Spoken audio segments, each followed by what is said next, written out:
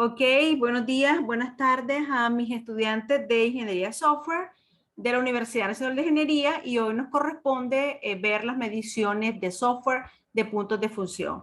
Estamos grabando junto con ellos. La idea es que tengan la primera, una primera perspectiva de lo que es, cómo se calcula, cómo se hace la medición del software que se calcula a través de las líneas de código. Una primera perspectiva en la grabación de video, luego ustedes podrán ver el video cuantas veces quieran para dar una repasadita y así el conocimiento pues ya afianzarlo. Entonces, en torno al desarrollo, a la medición del software, ¿qué necesitamos tener? Necesitamos tener elementos del producto, que vamos a hacer preguntas, elementos de las personas y elementos de la tecnología. Todo eso me da el proceso para calcular el total de líneas de código. También tengo que tener muy en cuenta las características del cliente, la organización de la solución, los mercados competitivos y en las tecnologías, los sistemas de información emergente, y dentro del proceso tengo que tener muy en cuenta el entorno de desarrollo. Hay preguntas que se hacen con respecto a eso y todo eso se considera en una ecuación que se llama COCOMO, y también algunos aspectos se consideran en la investigación del total de líneas de código. Con respecto a las métricas orientadas al tamaño, ¿verdad? La estimación del esfuerzo, ¿cómo se hace? Nos permite determinar el número de personas que hay que incorporar en el proyecto. Para eso sirve, para eso estimamos. Y la utilización de las estimaciones a partir del total de líneas de código o en las líneas de código. Y se dice que son métricas orientadas al tamaño. Estas métricas fueron generadas a partir de datos estadísticos múltiples y esas métricas son la entrada a la utilización de un algoritmo de aproximación para calcular el costo de un software. De ahí viene la palabra COCOMO, cálculo del costo del desarrollo de un software. Entonces, es un algoritmo de aproximación que existe, porque a veces nos preguntan nuestros alumnos, bueno, profe, ¿y cuánto cobro por este sistema? Mire, me están pidiendo este sistema, este software para tener estos requerimientos. ¿Cómo hago más o menos para ponerle un monto, un precio? Entonces, podemos utilizar COCOMO como un algoritmo de aproximación del costo, ¿verdad? Un más menos alrededor de esto. Y esta es una métrica que ya está validada y comprobada y que se utiliza, ¿verdad? Ok, entonces esta métrica orientada al tamaño, ¿qué requiere? Requiere saber el número de líneas de código que lo vamos a calcular y en base a eso calcula el esfuerzo, el costo y la cantidad de personas que se van a necesitar. Todo eso tomando en cuenta el ciclo de vida del proceso de ingeniería de software. También esto permite poder estimar errores durante el desarrollo y poder estimar errores durante o el uso del producto, ¿verdad? Esto es muy importante conocerlo. El total de líneas de código como valor de normalización ¿para qué nos sirve? Es un valor que permite hacer comparaciones en distintos proyectos. Y esta ecuación permite mejorar los errores, aproximarse más a los costos del software, poder estimar la documentación que se va a hacer, el esfuerzo alrededor de los requerimientos del sistema. Bueno, hay muchas personas que están a favor y en contra de estos algoritmos. Los que están a favor dicen que la mayoría de los modelos de estimación de software utilizan el total de líneas de código como clave de entrada y que existe un amplio conjunto de datos y literatura también con respecto a esto. Lo pueden buscar en internet y lo van a encontrar. En base a las líneas de código se pueden hacer fácilmente otras estimaciones. También los que están en contra dicen que las líneas de código son dependientes del lenguaje de programación, y es verdad, y perjudican a los programas más cortos. No incorporan fácilmente lenguajes procedimentales y requieren un nivel de detalle difícil de alcanzar. Una perspectiva nada más, sin embargo, se utiliza con mucha frecuencia y vamos a ver que estas últimas versiones toman en cuenta el indicador de lenguaje de programación que se va a utilizar. Bien, entonces, ¿cómo se hace para calcular total líneas de código? Entonces se hacen los puntos de función. Y estos puntos de función, ¿qué son? Son llamados así por primera vez por este autor, Albert AJ.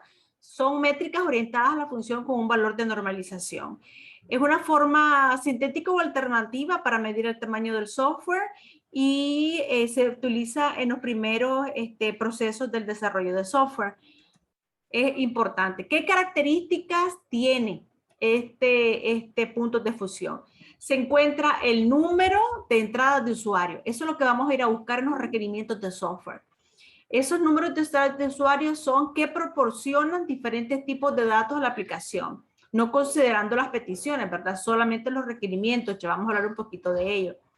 Vamos a ver que también vamos a calcular el número o a buscar dentro de los requerimientos el número de salidas de usuario que va a requerir el software. Vamos a necesitar conocer el número de peticiones de usuario. ¿Qué es una petición de usuario? Es una entrada iterativa, dice que produce alguna respuesta de forma inmediata en forma de salida iterativa. Vienen siendo como las ventanitas emergentes, la ventana o las pantallas de error emergentes o de salida o de auxiliares. Vamos a calcular también, en base a los requerimientos, el número de archivos lógicos, que son las tablas de la base de datos que vamos a requerir, y el número de interfaces externas. Estos son los flujos de las máquinas.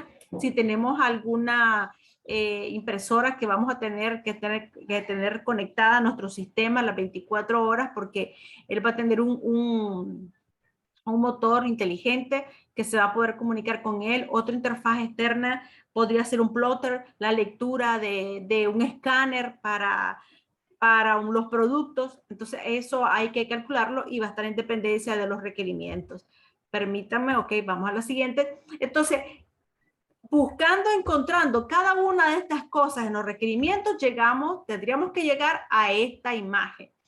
De tal forma que el usuario, identificamos cuáles son las entradas, va a manera de ejemplo, ¿verdad? Esto va a poder entrar una contraseña, una consulta, o va a requerir otra entrada que se llama consulta de zona, a manera de ejemplo, requerimiento. Estas serían 1, 2, 3, 4, 5 entradas.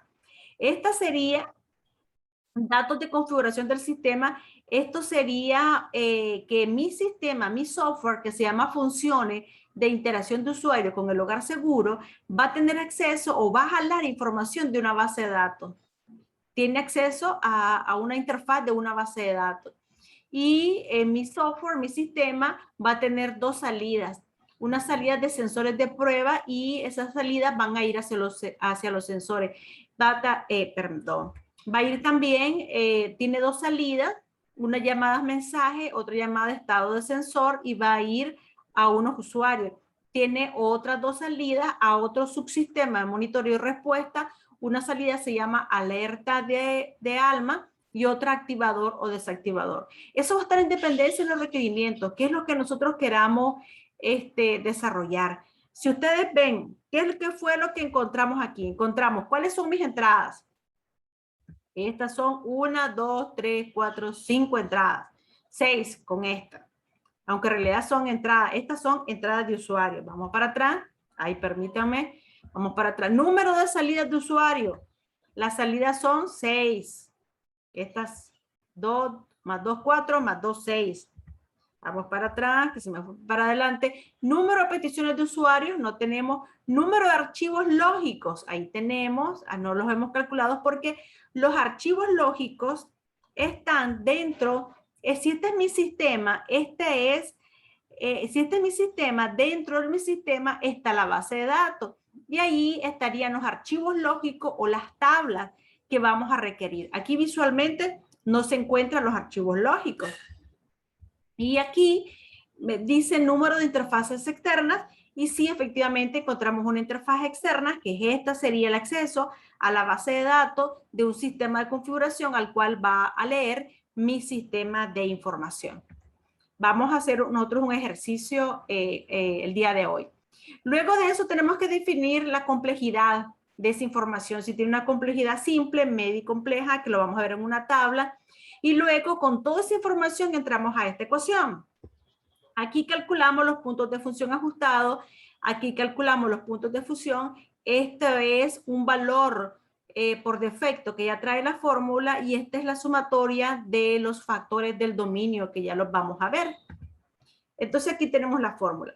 Significado de los elementos de la fórmula, dice aquí. Entonces, estos son los puntos de fusión ajustados, como les dije. Este es el total de los puntos de fusión sin ajustar de acuerdo a las 5 características del dominio que ya las vamos a ver. Este es un factor de multiplicación estándar y esto que está aquí es el valor de los ajustes de complejidad a 14 preguntas que le vamos a hacer. Y cada una de esas 14 preguntas tiene una escala de 0 a 5.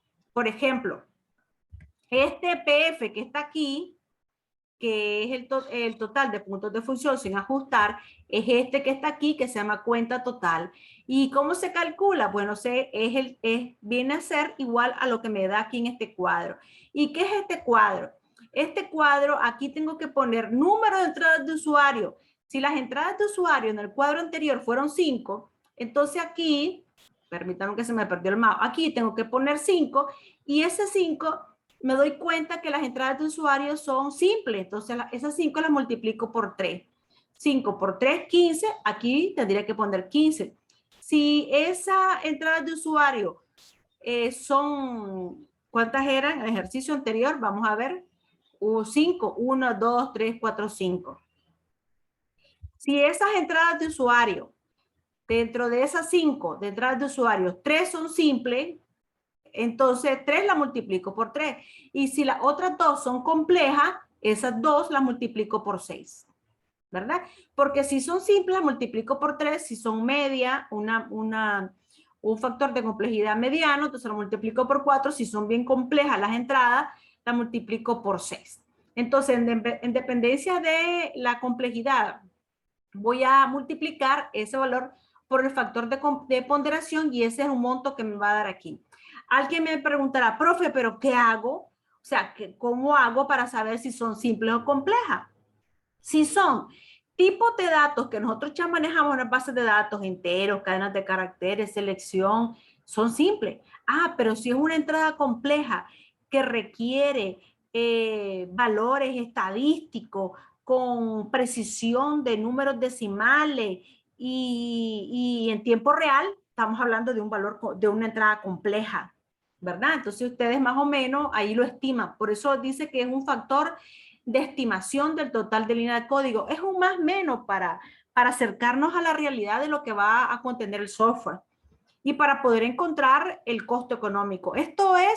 Este valor PFA es para encontrar, es un valor que vamos a requerirlo en la siguiente ecuación de cómo para encontrar el costo económico de un software.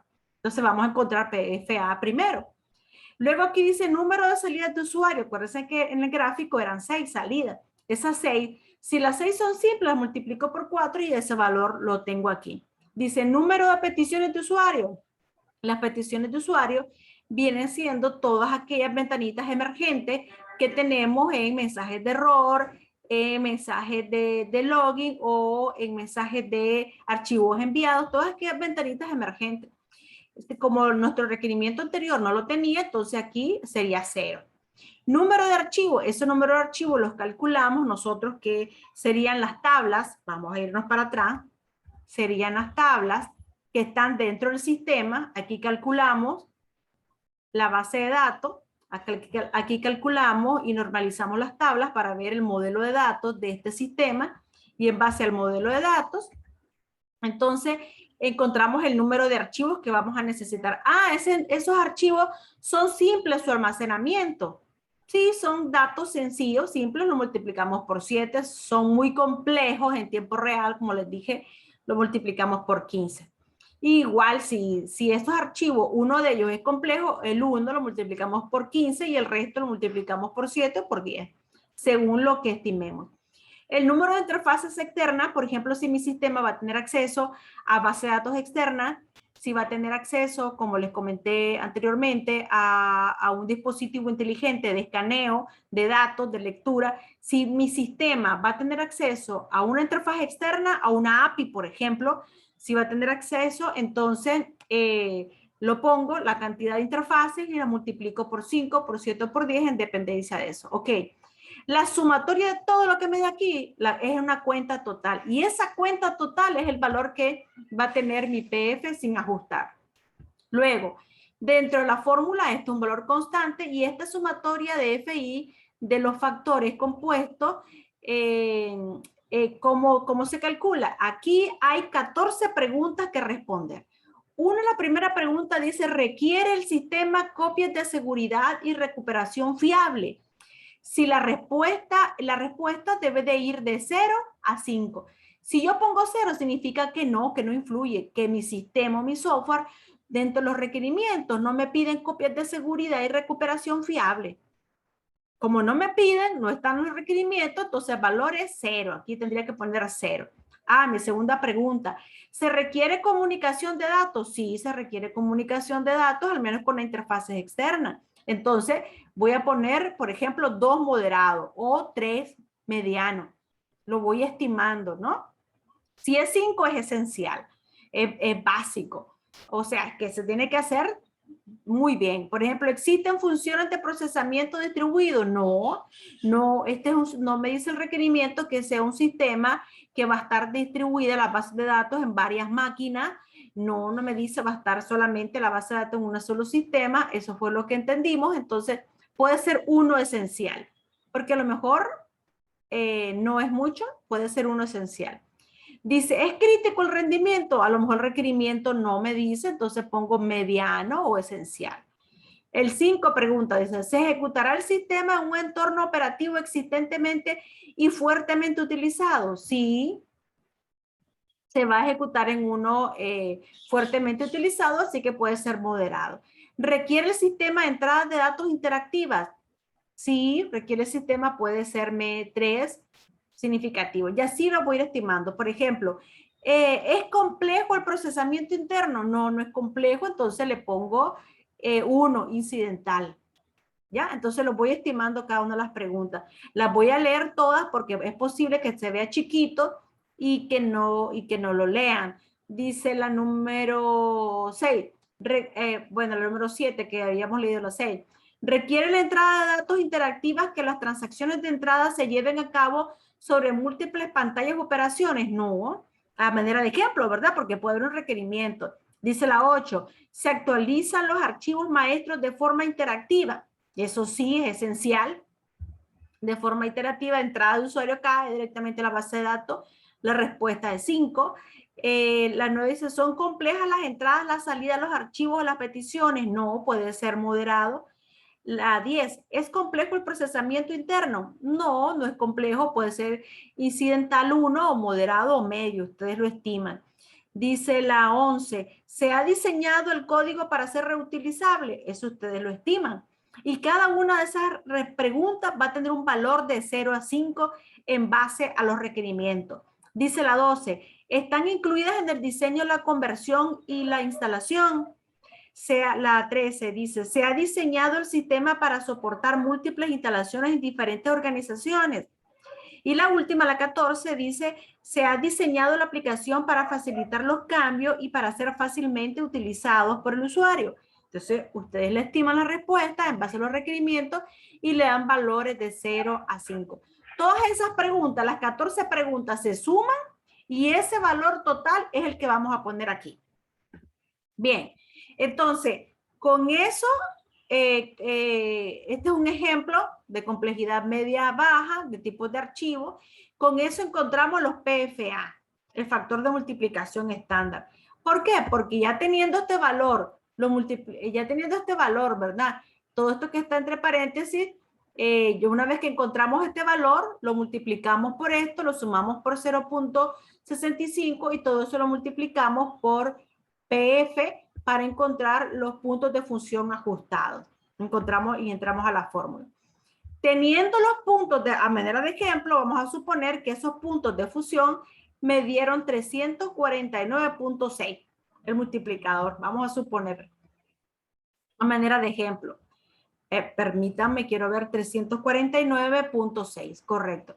Entonces, esos 349.6 que nos dio del total de puntos de fusión que nos dio, lo vamos a multiplicar por un factor de multiplicación según el lenguaje de programación que utilicemos. En este ejemplo, se seleccionó ADA, tiene un valor de multiplicación de 70 en base a una estimación. Estos cuadros ya fueron sacados en base a estadísticas, ¿verdad? Por ejemplo, si utilizamos el lenguaje de programación C, 128, si es Pascal, 90, si es ADA, 70. Nosotros vamos a utilizar el lenguaje, los generadores de código, porque nuestros lenguajes de programación ya no son de cuarta generación, ya son lenguajes de programación de generación de código, ya generan código, ya pueden crear formularios asistentes y detrás de ese formulario ya está el código. Ya teniendo la tabla, ya puedo, o teniendo los diagramas del modelo de datos en determinadas herramientas que ya puedo hacer clic en un botón, selecciono en qué lenguaje de programación lo quiero, ya me genera el código, todo el script de la base de datos completa. Entonces, vamos a utilizar nosotros para efectos de ejercicio ya con el factor de multiplicación 15. Entonces, venimos, aquí en este ejemplo están utilizando ADA de 70. Entonces, aquí, ¿qué es lo que hacemos? Multiplicamos ese factor de multiplicación del lenguaje de programación por los puntos de fusión ajustados y nos da PFA. Aquí lo tenemos mejor. Entonces, ese PFA nos dio anteriormente 349.6, lo multiplicamos por 70, que es el que estamos utilizando en el lenguaje de programación, y nos da el valor de 24.472 total de líneas de código a utilizar. Ese sería el valor, porque eso es lo que queremos encontrar. El total de líneas de código a utilizar. Bien, voy a dejar de compartir, pero antes voy a compartirles, que no iba a dejar de compartir, pero voy a compartirles mi pantalla porque quiero levantarles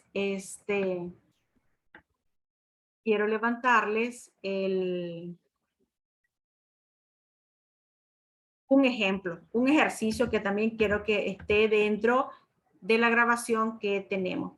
Dice, este es un caso 5, dice, se trata de un subsistema que atiende a pedidos. ¿Por qué el caso 5?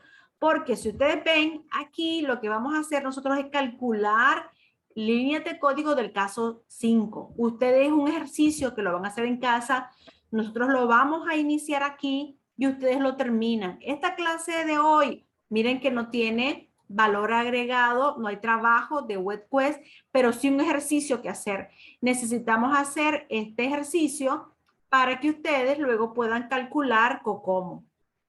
Ok, entonces, vamos a ver, vamos a entrar a la pizarra del caso de estudio. Dice el caso de estudio, se trata de un subsistema que atiende los pedidos de una farmacia que funciona en un hospital.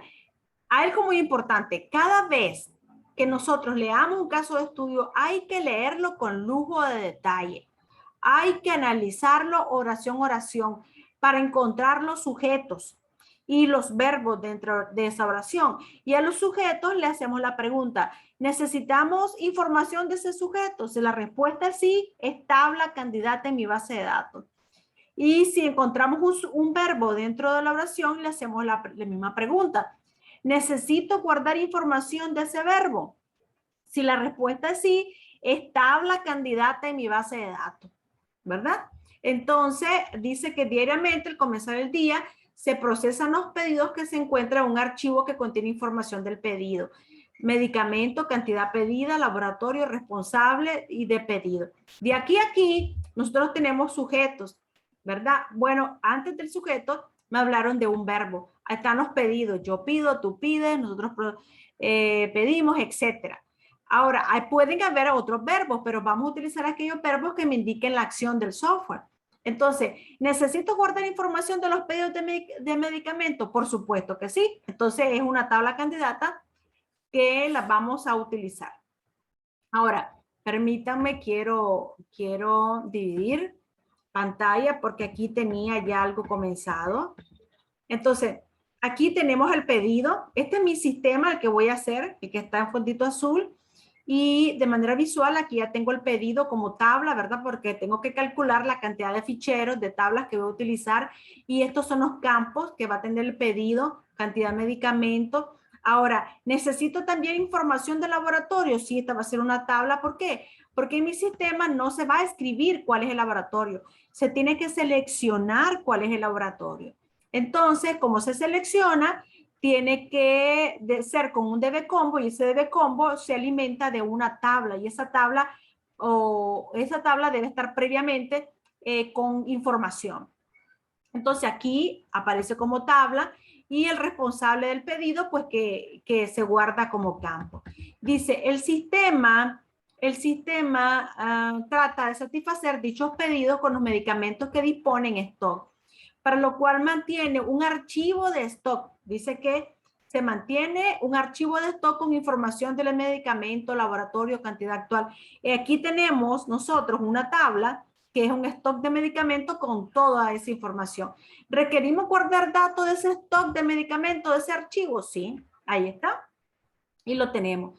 Luego dice, en ese momento se confecciona un comprobante de entrega con el número de pedido, medicamento. Ok, el comprobante de entrega aquí es un documento de salida. Recuerden que aquí lo que ando buscando son entradas, ficheros y salidas. ¿Por qué, profesora? Porque esos son los datos que necesito para entrar a la ecuación del total de líneas de código. Voy a analizar el caso de estudio, se analiza el caso de estudio muy bien para encontrar el caso de estudio. ¿Cuáles son mis entradas? ¿Cuáles son mis salidas? ¿Cuáles son mis ficheros? Entonces, en la parte de abajo, aquí, perdón, voy a minimizar esta de abajito para que vean qué es lo que tenemos aquí y qué es lo que me... Este es un subsistema de pedidos de farmacia, el que tengo aquí.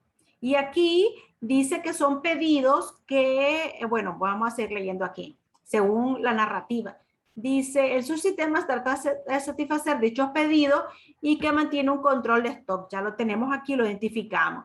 Dice luego, en ese momento se confecciona un comprobante de entrega. Ese comprobante de entrega es un documento de salida. Entonces aquí está. Mi sistema va a tener un comprobante de entrega. Dice, con el número de pedido, aquí me está dando los campos que tiene ese comprobante de entrega. Número de pedido, medicamento, cantidad de entrega. Si algún pedido no puede satisfacerse totalmente, debe realizarse el comprobante de entrega con la cantidad otorgada. Guardar información del pedido satisfecho y además registrar la cantidad faltante. Todos esos son validaciones que se hacen aquí a nivel interna cuando el pedido está insatisfecho.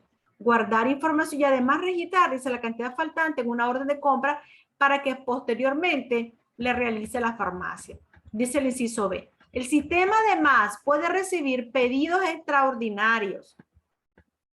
Dice, pedidos extraordinarios que se satisfacen en el momento, si no pudiera cumplirse totalmente. Sigue el mismo procedimiento de los pedidos mencionados en el inciso A.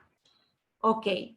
Dice, por otro lado, periódicamente se realiza una orden de compra. La orden de compra es un documento de salida. Este debe estar ordenada por laboratorio con aquellos pedidos satisfechos y que deben de ser completados a la brevedad. Entonces, orden de compra es una orden, es un documento de salida. Al final del día, dice, se realiza un control sobre el stock de todos los medicamentos y con aquellos cuya cantidad actual es igual o menor que el stock mínimo. Se arma la orden de compra del día.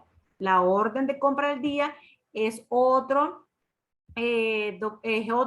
flujo de salida que va a tener mi sistema y aquí la tenemos, la orden de compra del día. Esta debe estar ordenada por laboratorio y con la cantidad que corresponde según el stock de reposición. Todo eso, todas esas validaciones y consideraciones se hacen aquí, son los if, los else, los why, etcétera, que van a ir validando mis requerimientos. Dice, en cualquier momento se puede recibir mercadería. Se recibe, es una entrada. Dice, se recibe mercadería correspondiente a alguna orden de compra realizada. Entonces aquí tenemos datos de mercadería de orden de compra. Entonces estas son mis entradas y hay una entrada de datos a mi sistema. Ok, y esa orden de compra dice cuya información se encuentra correspondiente remito como identificador de medicamento, cantidad recibida, laboratorio, son los datos de la orden de compra. Nota, se le dará prioridad a aquellos pedidos que han quedado insatisfechos, dice. Ok, más adelante, quiero ver, sí, más adelantito, más arribita, me dice que hay un archivo con pedidos insatisfechos. Hay un stock de archivos con aquí, según corresponda el stock pedidos insatisfechos, porque aquí lo puse, como una, existe un stock de pedidos satisfechos. Espérenme, ¿dónde fue que estaba esto? Que lo leí. Stock mínimo, creo que estaba, dice diariamente al comenzar, se procesan los pedidos que se encuentran en un archivo que contiene información. Entonces, diariamente se procesan de este archivo, un archivo externo, se procesan los pedidos que están en solicitud. Entonces, rápidamente encontramos al menos dos salidas, dos entradas, tres salidas, 1, 2, 3, 4, 5 tablas y un archivo de procesamiento. Teniendo eso en cuenta, vamos a dejar de quitar la división. Con esos valores entramos a la tablita que les expliqué de los puntos de fusión. Esto es un estimado, ¿no? Entramos al factor de ponderación. Entrada, 2. Salida, creo que encontramos 3, ¿verdad? Salidas encontramos 3. Peticiones de usuario, 0. Y aquí, vamos a subirlo para que lo veamos viendo. Entradas encontramos 2. Salidas encontramos 3. Archivos encontramos 1, 2, 3, 4, 5. Ahí está. Y interfaces externas encontramos 1 porque hay un fichero. Encontramos una. Eso se multiplica, no voy a componer esto, ustedes lo componen, se multiplica, me da un valor, ¿verdad? Con ese valor equivale al PF y esta sumatoria de los F e I es la sumatoria de la escala de 5, de 0 a 5 de las 14 preguntas, lo pongo ahí y con eso tengo el valor de puntos de fusión ajustado. Con ese valor de puntos de fusión ajustado, lo multiplico por 15, que habíamos dicho que es el lenguaje de programación de generador de código, y me da el total de líneas de código. Entonces el ejercicio es encontrar el total de líneas de código. Espero que hasta aquí esta información les sea de utilidad para el ejercicio que tenemos que realizar en este día de clase.